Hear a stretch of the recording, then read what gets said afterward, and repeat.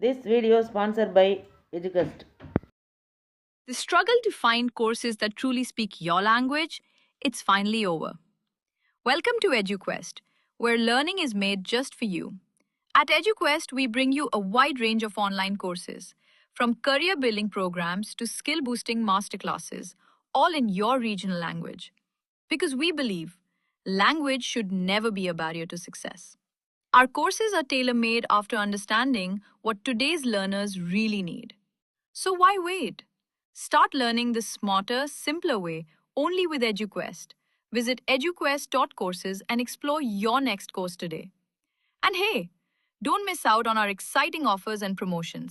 Welcome to my channel. இன்னைக்கு என்ன பார்க்க போகிறோம் அப்படின்னா, தொழில்நுட்பத்துடன் இந்தியாவின் முதல் பிளாஸ்டிக் சாலை, விஞ்ஞானிகள் பாராட்டு. தலைப்பு இதுதான். விளக்கம் என்னங்கிறத வீடியோக்குள்ளே போய் பார்க்கலாம் வாங்க.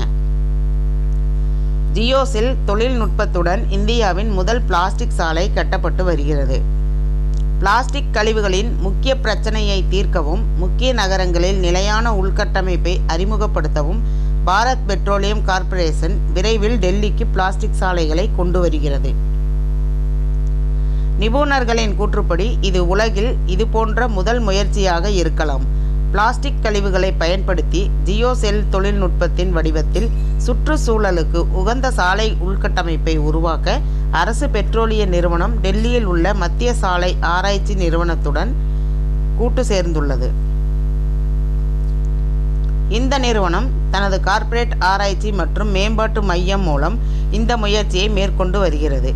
ஏற்கனவே ஒரு தீவிரமான சோதனை மேற்கொள்ளப்பட்டுள்ளது. அதன் பிறகு காப்புரிமைக்கான விண்ணப்பம் தாக்கல் செய்யப்படும். இது மேம்பட்ட சாலை உள்கட்டமைப்பில் ஒரு முன்னோடியாக மாறும்.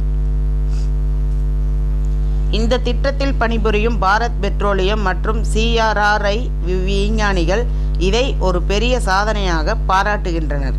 பிளாஸ்டிக் கழிவுகள் ஒவ்வொரு ஆண்டும் அதிகரித்து வருவதால் உலகளாவிய அளவில் மிகப்பெரிய கவலைகளில் ஒன்றாக மாறியுள்ளது. என்றும் பிளாஸ்டிக்